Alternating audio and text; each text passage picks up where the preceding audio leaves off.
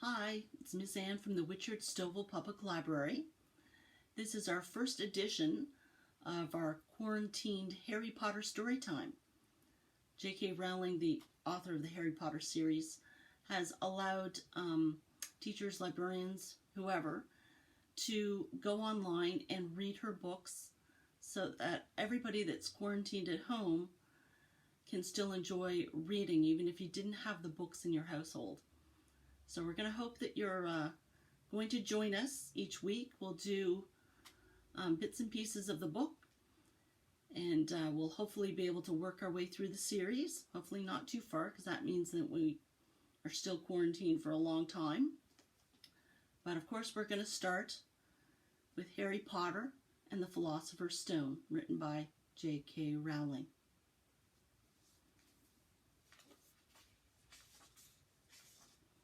Chapter 1, The Boy Who Lived. And I should say before we start, the characters in the movie, and I know everybody's seen the movie, they look a certain way.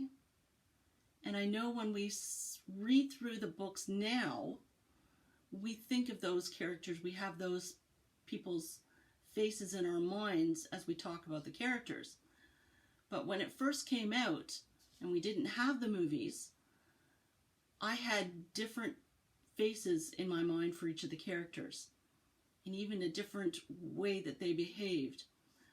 So as we're reading through it, try not to think about the characters that you know from the movies. Try to think of Harry being who you think Harry would be. Create your own character in your mind with his own look. Okay, because it changes the story sometimes. All right, Chapter 1, The Boy Who Lived. Mr. and Mrs. Dursley of number 4 Privet Drive were proud to say that they were perfectly normal, thank you very much. They were the last people you'd expect to be involved in anything strange or mysterious. But they just didn't hold with such nonsense. Mr. Dursley was a director of a firm called Grunnings, which made drills. He was a big, beefy man with hardly any neck, although he did have a very large mustache.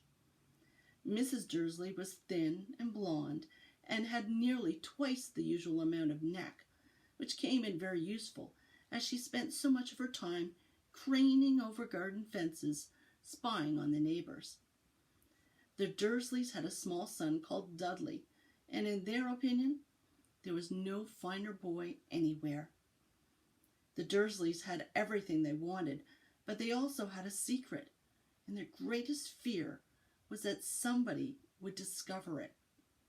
They didn't think they could bear it if anyone found out about the Potters. Mrs. Potter was Mrs. Dursley's sister, but they hadn't met for several years. In fact, Mrs. Dursley pretended she didn't have a sister, because her sister and her good-for-nothing husband were as un-Dursleyish as it was possible to be. The Dursleys shuddered to think what the neighbors would say if the Potters arrived in the street. The Dursleys knew that the Potters had a small son too, but they had never even seen him. This boy was another good reason for keeping the Potters away. They didn't want Dudley mixing with a child like that. When Mr. and Mrs. Dursley woke up on the dull gray Tuesday, our story starts. There was nothing about the cloudy sky outside to suggest that strange and mysterious things would soon be happening all over the country. Mr. Dursley hummed as he picked out his most boring tie, and Mrs. Dursley gossiped away happily as she rustled the screaming Dudley into his high chair. None of them noticed a large tawny owl flutter past the window. At 8:30, Mr. Dursley picked up his briefcase, packed Mrs. Dursley on the cheek, and tried to kiss Dudley goodbye, but missed, because Dudley was now having a tantrum and throwing his cereal at the walls.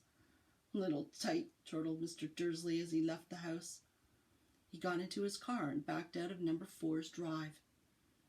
It was on the corner of the street that he noticed the first sign of something peculiar. A cat reading a map. For a second, Mr. Dursley didn't realize what he had seen. Then he jerked his head around to look again. There was a tabby cat standing on the corner of Privet Drive, but there wasn't a map in sight. What could he have been thinking of? It must have been a trick of the light. Mr. Dursley blinked and stared at the cat. It stared back.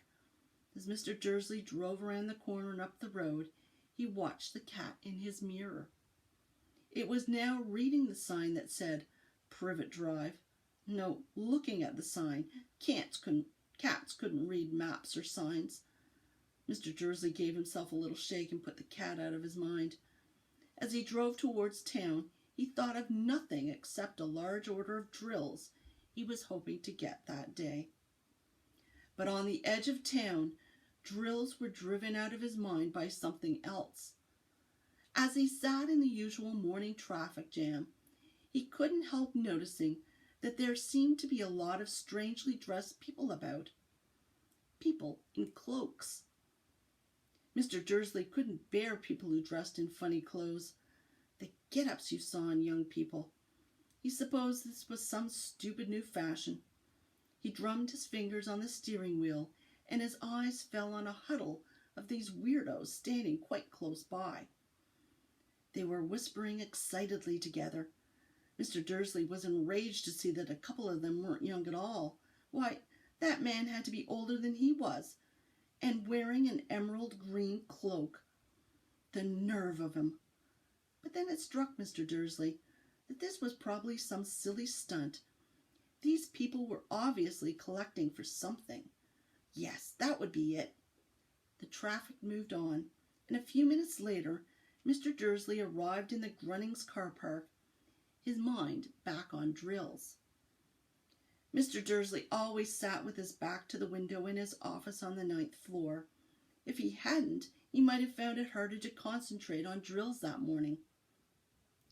He didn't see the owls swooping past in broad daylight, though people down in the street did. They pointed and gazed open-mouthed as owl after owl sped overhead. Most of them had never seen an owl even at night-time. Mr. Dursley, however, had a perfectly normal, owl-free morning. He yelled at 5 different people. He made several important telephone calls and shouted a bit more. He was in a very good mood until lunchtime, when he thought he'd stretch his legs and walk across the road to buy himself a bun from the baker's opposite. He'd forgot all about the people in cloaks until he passed a group of them next to the baker's. He eyed them angrily as he passed. He didn't know why, but they made him uneasy. This lot were whispering excitedly too, and he couldn't see a single collecting tin. It was on his way back past them, clutching a large donut in a bag, that he caught a few words of what they were saying. The Potters, that's right, it's what I heard. Yes, their son, Harry. Mr. Dursley stopped dead. Fear flooded him. He looked back at the whisperers as if he wanted to say something to them, but thought better of it. He dashed back across the road, hurried up to his office, snapped at his secretary not to disturb him, seized his telephone, and had almost finished dialing his home number when he changed his mind. He put the receiver back down and stroked his mustache, thinking, no, he was being stupid. Potter wasn't such an unusual name.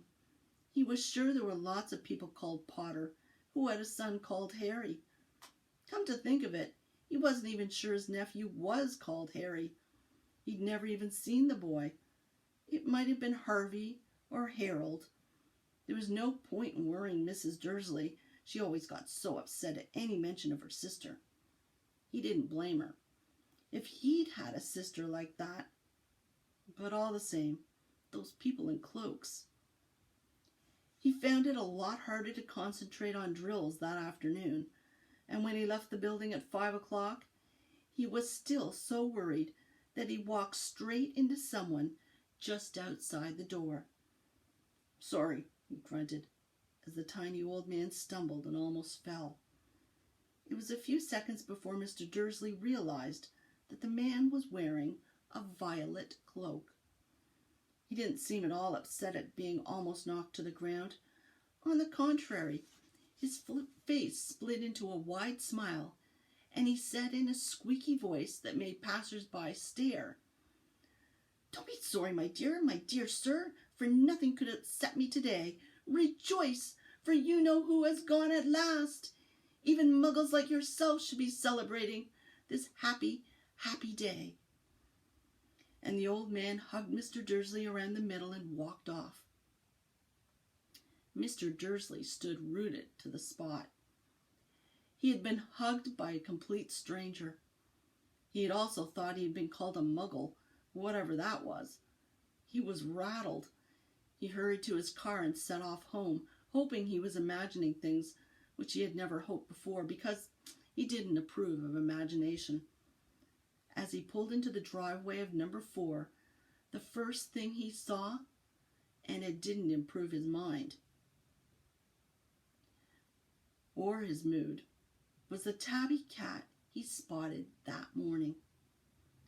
It was now sitting on his garden wall. He was sure it was the same one. It had the same markings around its eyes. "Shoo!" said Mr. Dursley loudly. The cat didn't move. It just gave him a stern look. Was this normal cat behavior? Mr. Dursley wondered. Trying to pull himself together, he let himself into the house. He was still determined not to mention anything to his wife. Mrs. Dursley had had a nice, normal day. She had told him over dinner all about Mrs. Next Door's problems with her daughter, and how Dudley had learnt a new word, shan't. Mr. Dursley tried to act normally. When Dudley had been put to bed, he went into the living room in time to catch the last report on the evening news. And finally, bird watchers everywhere have reported that the nation's owls have been behaving very unusual today. Although owls normally hunt at night and are hardly ever seen in daylight, there have been hundreds of sightings of these birds flying in every direction since sunrise. Experts are unable to explain why the owls have suddenly changed their sleeping pattern.